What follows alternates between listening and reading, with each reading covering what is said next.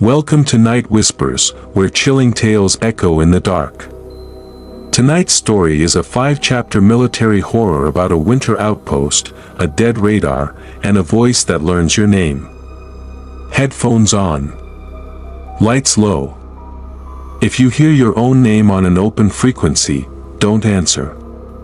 The first time the cold frequency said my name, it came through as my sister's voice that my sister has never held a radio. She hates the sound of static. Also, she died in 2009, Ryan, the voice said. Eyes back. The speaker in the comms bay clicked once, like a throat being cleared in a quiet church. Snow hissed at the seams of the building. The old radar dome on the hill creaked.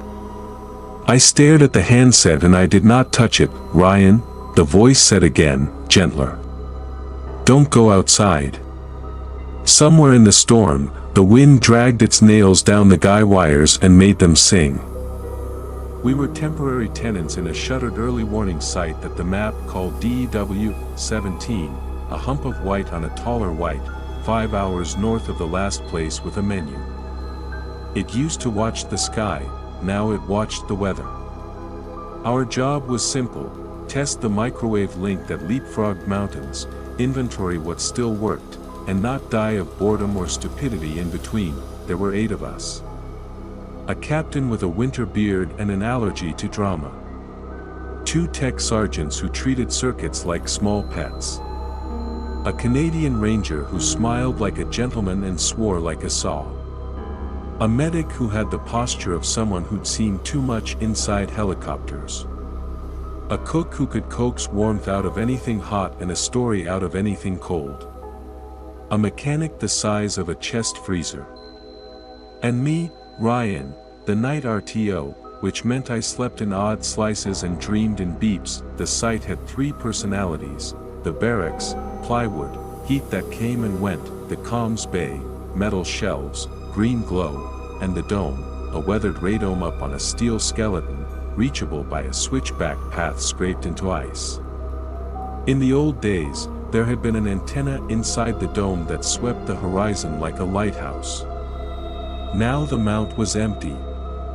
Or that's what we told ourselves until the storm started talking. That IT began the 3rd night, after the barometer fell like a bad heartbeat and the sky turned from glass to wool. The ranger called it a proper white. We called it, don't be a hero. Snow raked the windows sideways, the door seals made sad sounds.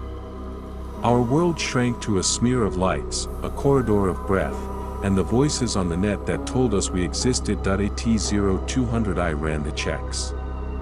All stations, radio check on guard. Replies came back with that winter night tightness, copy. 5 by 5. Loud and clear.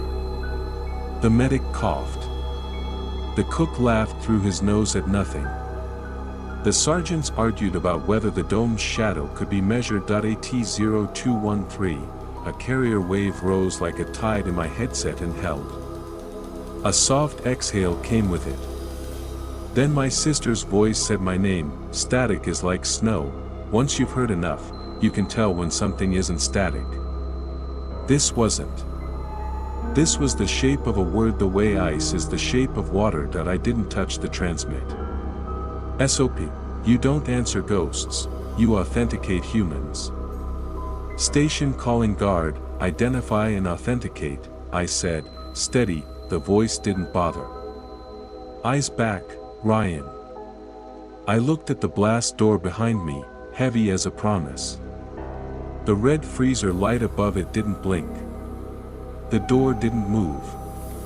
But I felt, this is stupid, but I felt, the idea of someone standing with their forehead against the metal on the other side, listening like a child listens for the ocean. The captain slid into the bay, shaking snow out of his beard. Generator's jealous, he said. Keep her sweet. Any traffic? I told him. He looked at the recorder. I always rolled tape. The old base still had a real deck wired into the patch panel like a relic that refused to retire. He nodded at it. Good. If it's interference, we hear the interference. If it's not, we hear that, too. On the wall by the patch panel hung a laminated sheet the techs had made for me. Common frex, call signs, duress words. Tonight's duress was evergreen. Tonight's wrong answer was every other thing the wind wanted to be. We waited. The storm pressed its body against the building and rubbed. AT-0241, the voice came back, but it wasn't my sister. It was the medic's mother, stolen from the one voicemail she always left. We all had that one voicemail. You know the one. The sound of home trying not to say it's scared. The medic's head snapped up. His hands found the edge of the console like he needed the earth. "Ma'am," I said into the net, soft because I couldn't help it, authenticate with current duress word. A pause. Then, ever, green. The syllables were right and wrong. The shape fit and the breath didn't. The medic shook his head, once, hard, like a swimmer clearing water out of his ears. "Negative," the captain said calmly, thumbs on his belt, eyes on me. "Hold traffic." The carrier drained away. The room got colder in that special way that happens when something leaves that you didn't even know was heat. "Sometimes old signals bounce," one of the sergeants said, too loud. "Skip, scatter, ducting. The air's a mirror right now. You can hear Europe if the sky wants you to." "Europe doesn't know my name," the medic said. The ranger shut his eyes for a long blink. "The dome keeps a little weather in it," he said, as if we'd asked. "When they powered these down, not everything in M went quiet." "Not helpful," the captain said. "Wasn't trying to be," the ranger said, and smiled that barbed smile of his. AT-0305, an ELT tone, the kind you only want to hear in bad dreams, bit into the channel. "Emergency locator transmitter. Aircraft distress." We all went still in the special way people do when training in fear. "Shake hands, guard, this is anybody." "We read ELT," I said, voice too calm to be honest. "Any aircraft in sector, say position and souls on board." Silence. A second ELT burst. Then a voice, "Mayday, mayday, mayday, this is 41 Kilo, we're," the rest fell into a whine, like tape stretched too thin. 41 Kilo, say nature of emergency, I said. "This is DEW-17. We have you on guard." I looked at the map. The sergeant's pencil hovered like a divining rod. Coordinates came through. They were clean, clipped, free of snow. The sergeant read them twice and frowned. The ranger's smile fell off. "That's us," the ranger said. The pencil point settled on the radome. The captain touched the recorder with 2 fingers, like he wanted to make sure it was really there, and then he said, "We're not going out in this." "Copy," I said, and wrote the lie in the logbook right where we could all see it. Outside, something big leaned against the dome's skin and the steel sang back. "The world teaches you the shape of rooms when you can't afford light." The barracks smelled like wool and old coffee. The corridor to the galley tasted like iron at the back of the tongue where the cold lives. The comms bay was a ship at night, panels glowing, floor creaking, men turning shadows into stories and back again until they FIT'd at AT-0200 the next night. The storm returned with more arguments than before. Snow fell sideways. The wind did not yell, it explained.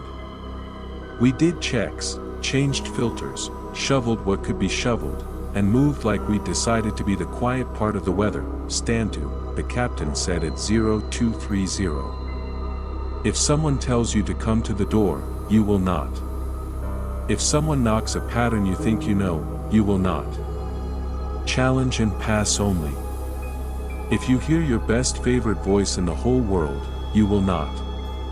The cook laughed once like a cough.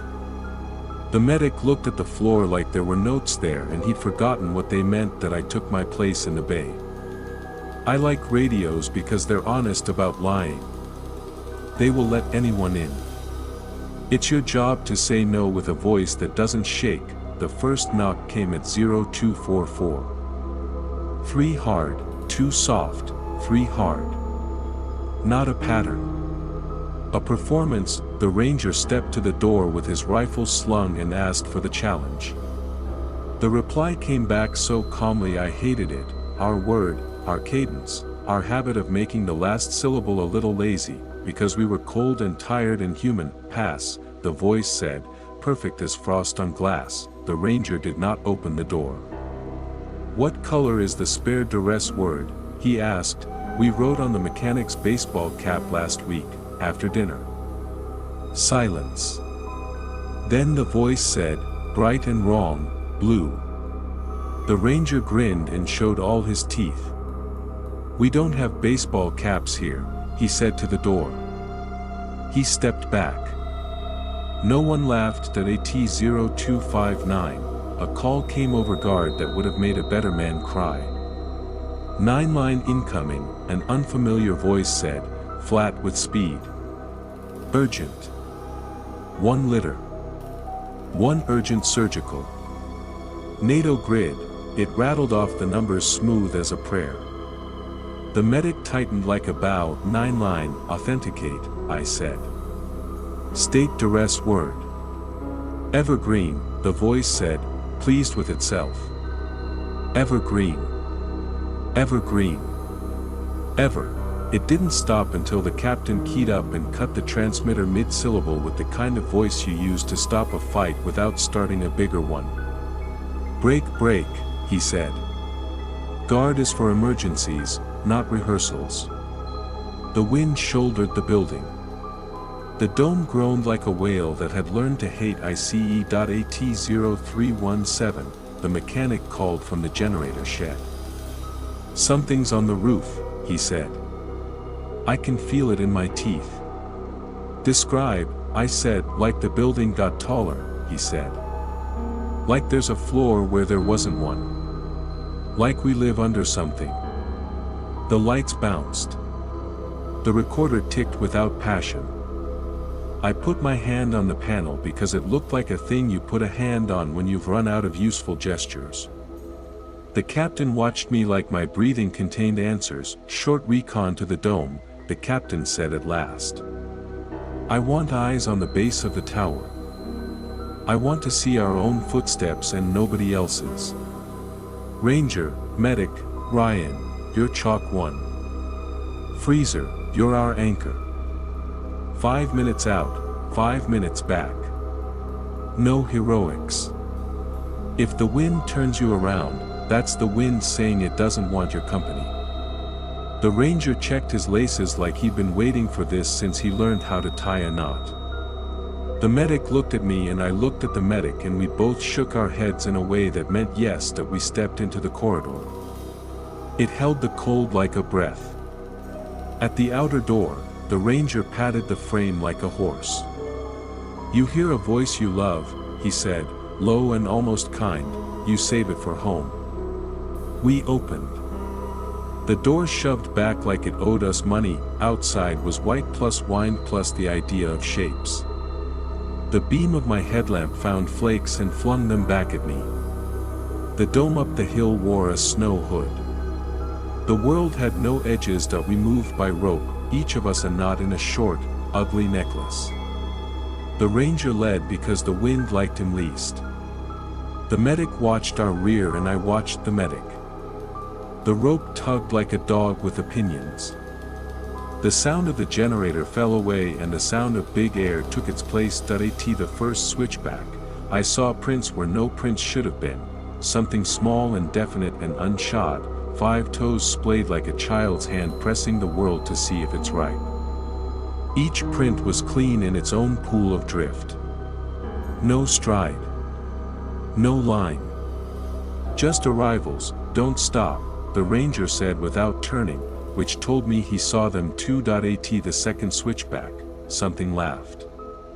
It was a polite laugh, not the kind you make at a joke but the kind you make when someone says your name and you weren't ready. It came from the dome. From the sky. From my headset, which I had not keyed and which I now tore off because I am not a saint. At the base of the tower, the wind gave up on words and spoke in muscle. The dome's steel legs sweated ice. A length of guy wire vibrated like a saw blade tapped by a ring. The rope jumped. The medic stumbled.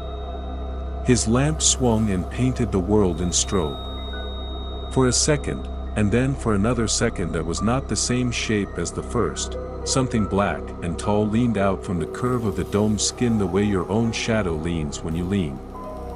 It looked at us without eyes. The skin of the dome creaked in answer, as if something inside it had shifted its weight. Eyes back, my sister's voice said in my head. Or in the wind. Or in the metal. I don't know. I believed her anyway. I picked up the medic by the shoulder like we were in a bar where bad things begin. We did not look up again. That we followed our rope out of there like it was a sentence we wanted to finish, and the building let us back in with a sigh I felt in my ribs. That I in the bay, the captain looked at our faces and did not ask what we had seen. He looked at the rope and counted us and nodded like good arithmetic was its own kind of victory. We stay inside unless the world is on fire, he said. If the world is on fire, we make tea and consider. The ELT chirped again. Far. Near. Everywhere. The recorder ate it and did not complain. I couldn't sleep. When I did, I dreamed of stair treads that kept asking me my name and, when I told them, folded away. That I in the morning, not that morning meant much in winter. The wind changed its mind and sulked. The ranger brewed coffee that smelled like a camp where men tell truths by accident. The mechanic pretended to fix a thing that wasn't broken so he wouldn't have to fix the thing that was.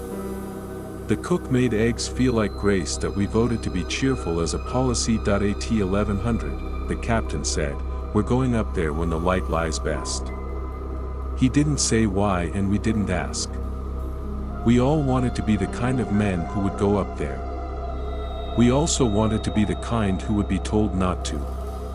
Leadership is choosing which disappointment to carry. The wind let us have a corridor of sight. The dome sat in it like a secret that had made itself a house. We climbed in pairs, captain with ranger, sergeant with mechanic, medic with cook. I went last with the other sergeant and the recorder bag thumping my hip like a tame animal. The bay's old reel deck could come with us if we were rude to it. I strapped it into a sled because dignity wasn't invited. The prince we'd seen last night had been brushed into ambiguity by daylight. New prince, human and owned by us, cut a clean decision into the slope. The air held its breath. The dome groaned, respectful. At the maintenance hatch, the ranger brushed the rim with his glove like he was dusting a grave marker.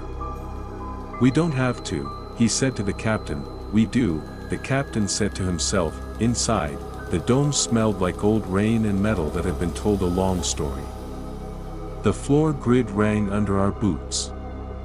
The ribs of the structure rose in a dim cathedral. In the middle, the empty pedestal where the antenna once lived waited like a missing tooth. Sound travels strangely in round rooms. Whispered jokes arrived twice. The medic's cough took a lap and slapped him on the back. From somewhere above, a soft tick-tick-tick, as if a rope hung with glass was being turned by someone with slow fingers. That we fanned out. The mechanic climbed to check the catwalks. The captain stood still and let the room tell him what we didn't hear. I lugged the reel deck to the pedestal and wired it into the patch box a previous tenant had mercy bolted there. The panel was unpowered. The light above the switch was dead. I pressed rec and the big brown tape rolled anyway, smooth as a river under ice. Impossible, the sergeant said, pleasantly, because it's nicer to call something impossible than to call it what it is. Ryan, the medic said, not looking at me. Don't go more than 2 steps from me. If I blink, count my eyelashes. He was generous to think he had that many. On the inside of the dome's skin, something had been scratched. The ranger found it first because of course he did. He squatted under a stain of old frost and tilted his head. We gathered and squinted with him. Letters worked into the paint by something not patient but practiced. Our Y and the letters weren't right. The Y was too low in the body. The N climbed the wall like it wanted out. But it said my name in the way a forgery says a signature after 2 drinks. The captain turned his head slightly, like a dog hearing a different footstep.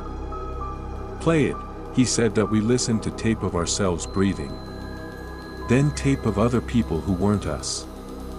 At 0:13, my sister said, eyes back, in a whisper that had to pass through snow to be born.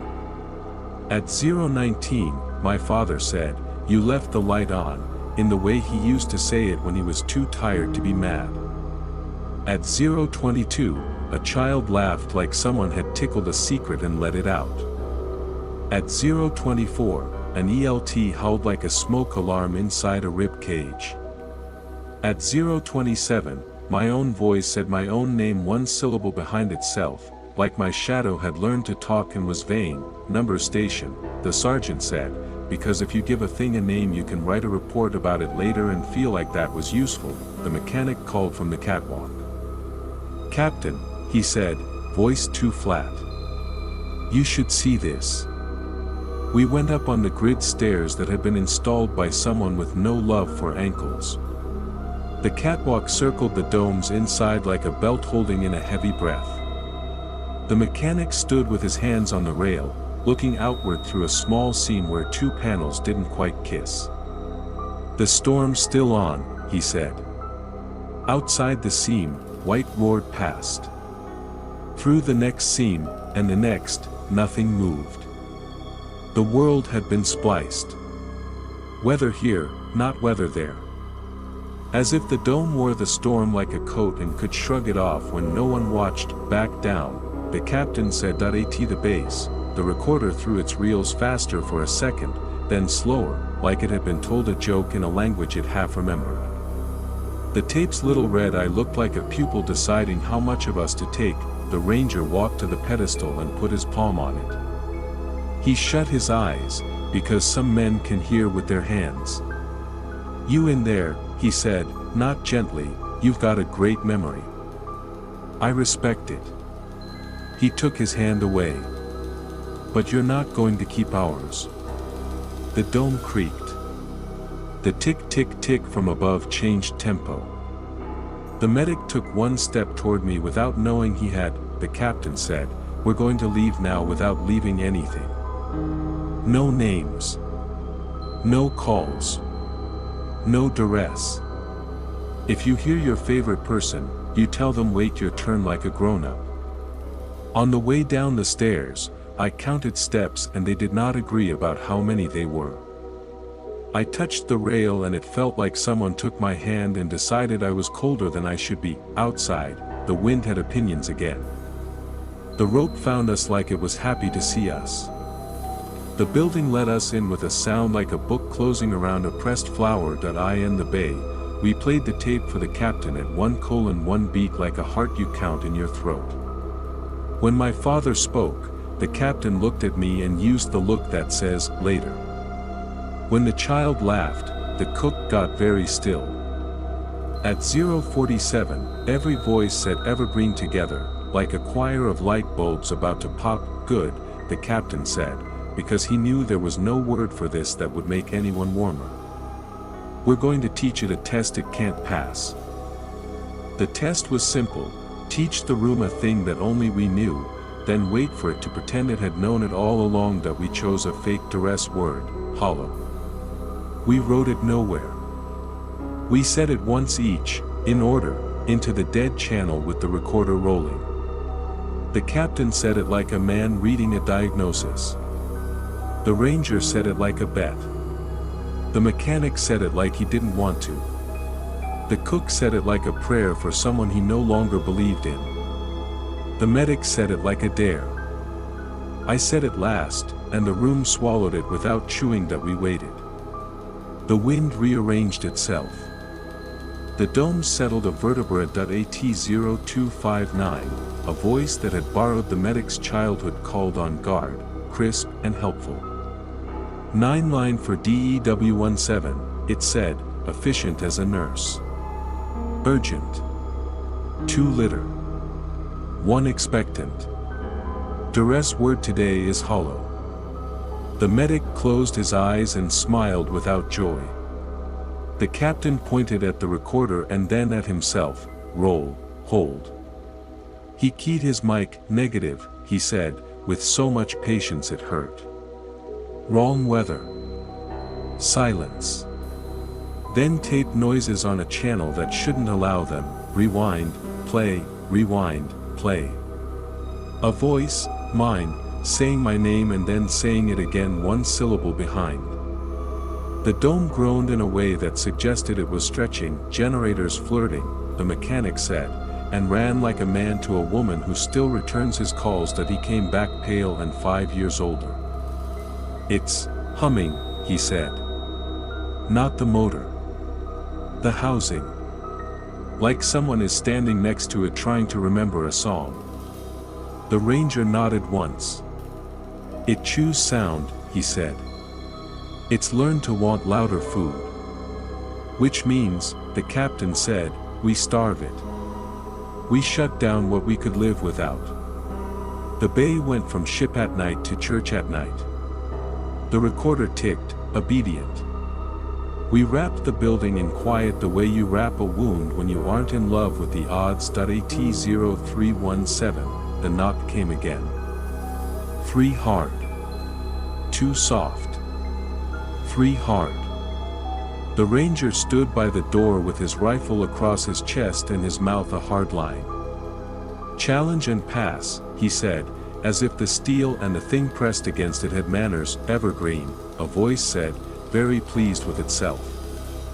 It had learned applause. Wrong day, the ranger said. Blue cap, the voice said. Dinner.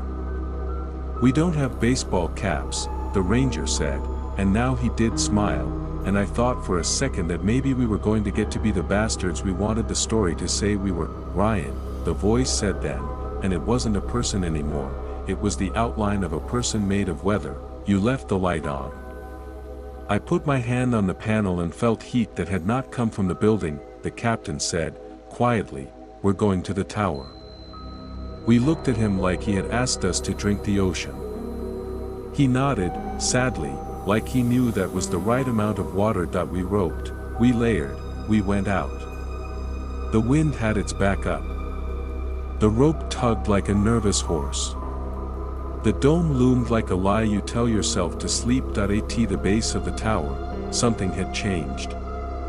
The maintenance box on the leg, the old field phone that should have been dead since before I knew what a winter was, rang. It rang politely. It rang 3 times. It waited. It rang again. N01 moved. The captain looked at me. It wasn't an order. It was a question you ask a friend who's already said yes. I picked up the black Bakelite handset. It was warm, like a pocket full of someone else's coin. Ryan, my sister said. Eyes back. I can't, I said, and hated how young I sounded. The wind took it and spread it thin until it was nothing anyone could eat. Don't go to the stairs, she said, a new line the old voicemail never had. Then, in a voice that was not hers and not mine and not the building's but all of them trying on each other, hollow. The captain's breath made mist drifts that gathered and fell. He nodded at the phone. I put it back in its cradle. It clicked with a soft conviction. The ranger flagged us tight with one palm and held up 2 fingers. He stepped to the hatch. The captain said nothing because he had already said yes to all the things he should have said no to. The hatch was cold. It had no frost. It tasted like a coin on the tongue of the air. Inside, the dome did not smell like old rain anymore. It smelled like hot dust and shallow water. The pedestal hummed like a big cat that had decided to forgive you. The recorder rolled before I pressed it. The tape counters refused to count. The red eye was a pupil in a tunnel. The numbers on the deck's little window made a sequence that did not belong to math. Up in the dark meat of the dome, something ticked. Not the old wind chimes. Teeth that we didn't climb. We stood in a small brave circle and let the room speak.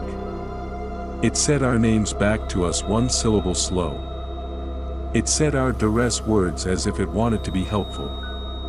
It repeated our jokes with the timing wrong by 2 beats, which is a cruelty.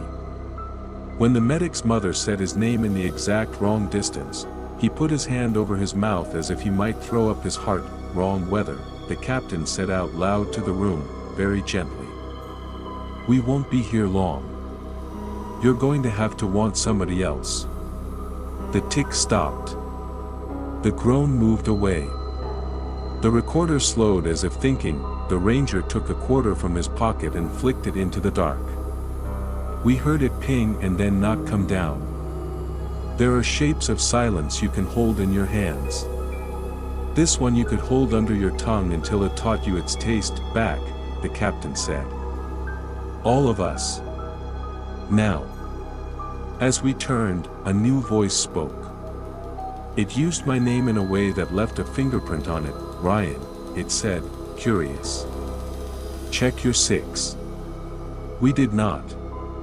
We left the dome like men who had not been invited to a party we had seen through a window and decided was not our kind. We pulled the plug on everything that didn't keep us alive or tell us if the world was on fire. We made the building into a bunker and the bunker into a rule. No open doors. No answering knocks. No talking to anyone on guard who started right and felt wrong. The storm did what storms do. It ran out of interest in us, then wandered off to abuse someone else. The wind let us hear distances again. The dome sat on its steel legs and pretended it had always been only steel. The captain logged everything by hand in a good book with the pencil he always sharpened like a tiny spear. We finished the inventory, he said. We hand this hill to the next set of fools.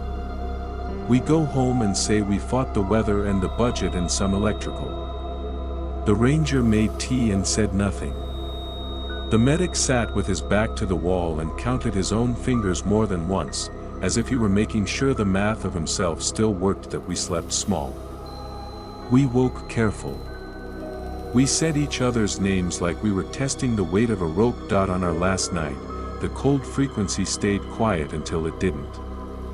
At 0312, a carrier rose like a tide and held. Then a voice that didn't belong to anyone I had ever met said, "Last light." It tried out the words as if they were a tool it had borrowed. It said them again in my father's voice, then the captain's, then the ranger's, letting each mask sit on the words until they learned each other's edges. The recorder rolled. The tape did not speak language, it spoke weather. Guard, I said, because I am not brave but I am stubborn. State location. Home, the voice said, and for the first time I could hear the joy in it, the child delight of a sound that has found where it wants to live. Home. Home. Home. Wrong weather, I said, and shut off the monitor. That we left the dome with its hunger and its habits. We left the building with our names in it. We left the hill to the wind. The helicopter that picked us up made the site look like a toy you leave in a bathtub. The pilot did not ask about the dome. The captain did not tell. We flew south until color came back to the world. We slept without radios under our pillows for a week and then with them again, because that is how preferences become life. 2 months later, home had a shape again. The sound of a neighbor's car became a language I could parse without flinching. My father left me a voicemail that said nothing about lights. My sister did not, because she could not.